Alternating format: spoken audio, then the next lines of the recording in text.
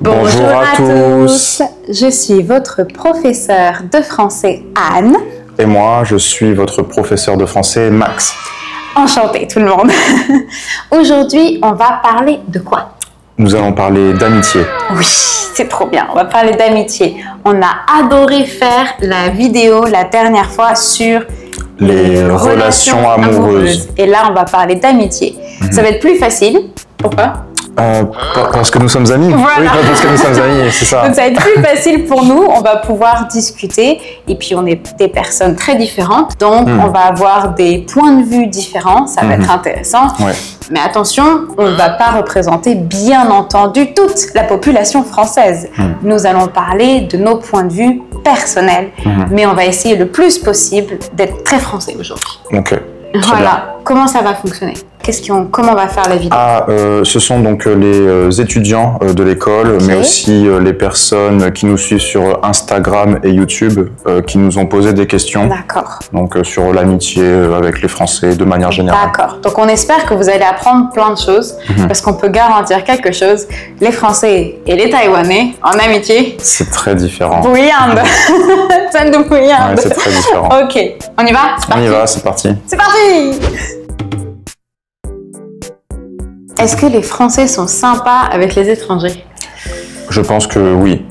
Globalement, on a quand même beaucoup d'étrangers, de descendants d'étrangers en France. Je pense que ça fait longtemps que les Français sont habitués à être entourés d'étrangers. On a beaucoup d'amis étrangers de toute façon, qu'on le veuille ou non.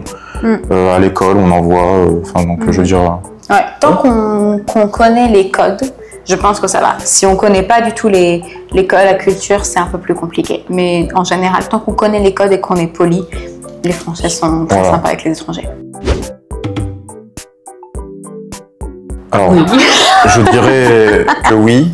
À cause de Paris? À cause de Paris, déjà, pour commencer. Oui, voilà. J'ai beaucoup déménagé quand j'étais jeune. Et en fait, j'ai fait beaucoup de régions de France. Le nord, le centre, l'est, le sud. Et honnêtement, je veux dire, ça varie vraiment d'une région à l'autre. Et alors, je sais qu'il y a un peu ce truc de dire que les gens dans le sud sont plus chaleureux. Je suis d'accord pour dire qu'ils le sont plus. Mais les gens du nord restent pour moi quand même les plus chaleureux. Ouais, très nord, largement. Hein. Le nord avant tout. Hein. Ouais. Mais quand je dis le nord, c'est pas Paris. Hein. Bah, je sais, hein, je suis née à Amiens. Hein. Attends, tu te calmes, hein, on vient de la même région au départ, toi et moi. Hein. Oh là là. Non. Oui, je suis d'accord aussi. Ils sont particulièrement chaleureux. Et moi, par contre, je n'ai pas la haine que ont les Français pour les Parisiens. Ah oui? Parce que j'ai quand même vécu pas mal à Paris. Je pense que c'est juste pas c'est la logique de la grosse ville, quoi. Les gens sont plus... occupés, donc ils vont plus vite, donc ils ont moins le temps de s'arrêter et ils sont entourés de touristes toute la journée, donc ils sont fatigués. Ouais, ok. Donc pour moi, c'est une question de dynamique de région. Mais en effet, le Nord... pour moi, ça reste quand même les plus chaleureux. Le Nord.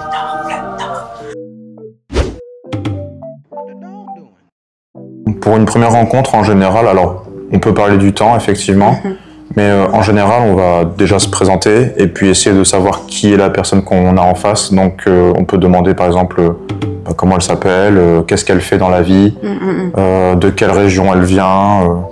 Voilà. Qu'est-ce que tu fais? C'est la question, je pense, la plus importante. On va pas avoir une longue conversation sur la météo. C'est souvent juste pour commencer la conversation.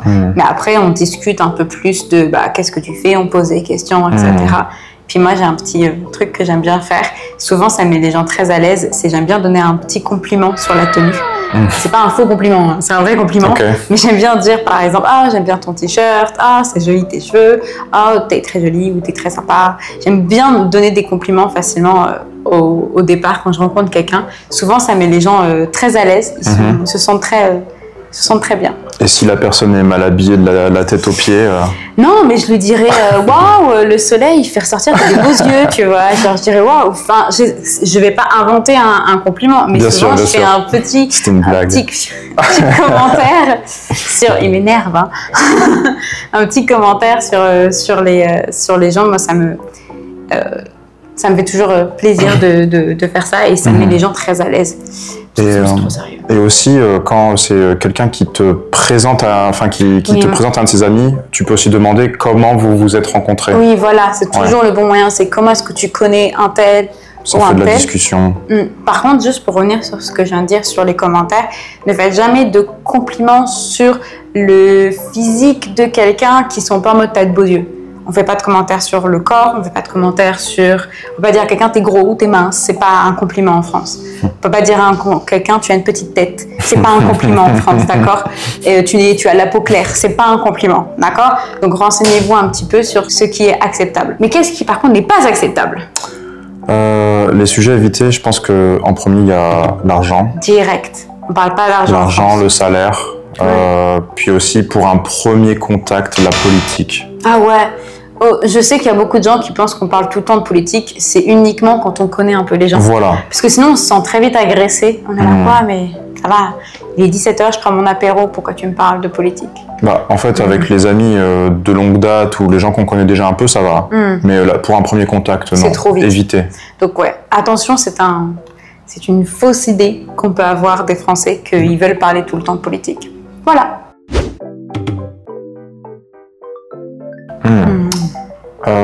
Typiquement, moi, quand j'étais en France, je voyais mes amis au bar.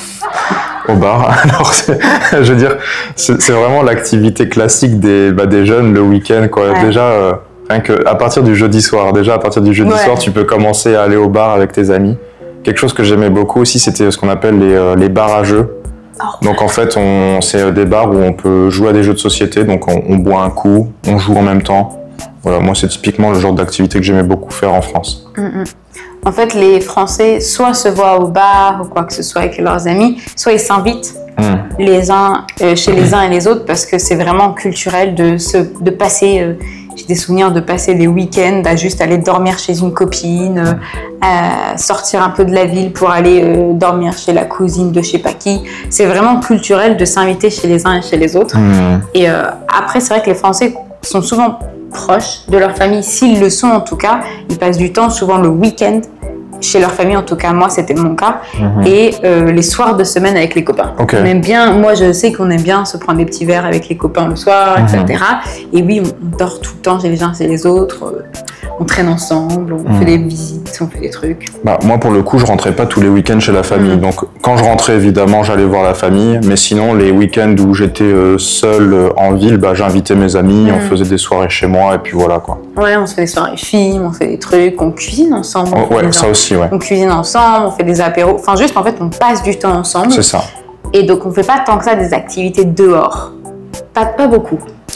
C'est vrai, moins qu'à Taïwan en tout cas. Ouais, en tout cas beaucoup moins qu'à Taïwan. On peut faire par exemple des balades, on fait beaucoup de balades. Des balades, si on est à Paris, on fait les quais de Seine, on fait des trucs comme ça, on fait des pique-niques, mais on fait pas des activités puisque ça coûte cher en fait. Ouais, c'est vrai que ça coûte assez cher en France. Vous voyez le point de vue des jeunes qui ont pas beaucoup d'argent. Voilà, si on avait 10 ans de plus, peut-être qu'on dirait autre chose, c'est vrai. Mais à Taïwan, c'est vrai que moi, j'ai beaucoup plus d'activités qui coûtent cher en France.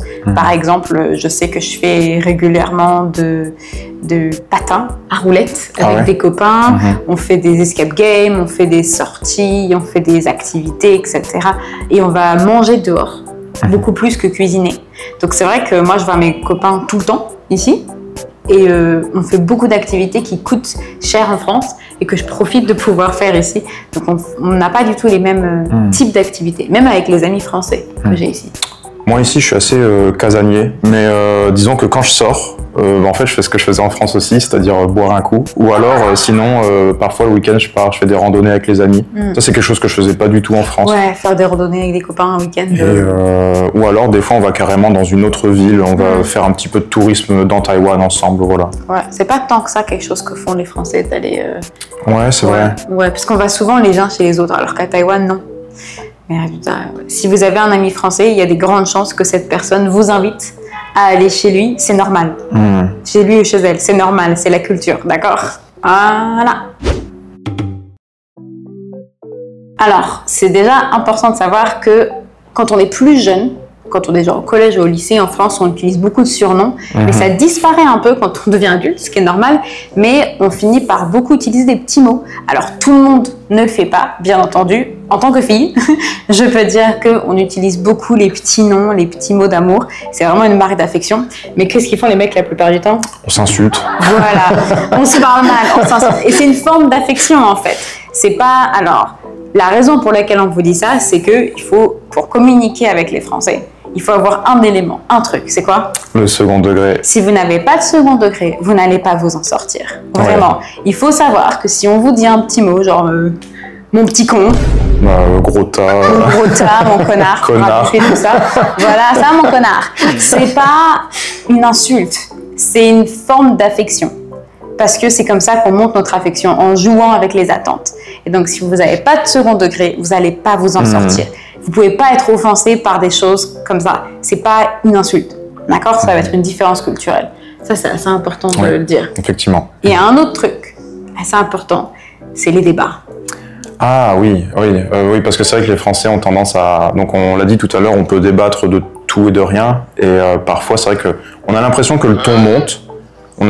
Ça donne l'impression aux Taïwanais qu'on est en train de se disputer, mais en fait, pas vraiment. On échange simplement de manière assez vive nos idées, et en fait, quand bien même on serait pas d'accord, à la fin on se dit ouais bon allez c'est bien, on va se boire un verre et puis on passe à autre chose quoi. C'est vraiment ça. Donc si vous voyez des Français se disputer parce qu'ils parlent d'un sujet qui ne les concerne pas eux personnellement, qui est par exemple de la politique ou quoi que ce soit, c'est un débat, c'est pas une dispute. La différence est difficile à voir, je suis d'accord, mais ça va dépendre du sujet. Et après, ils sont là en boire un verre, c'est normal.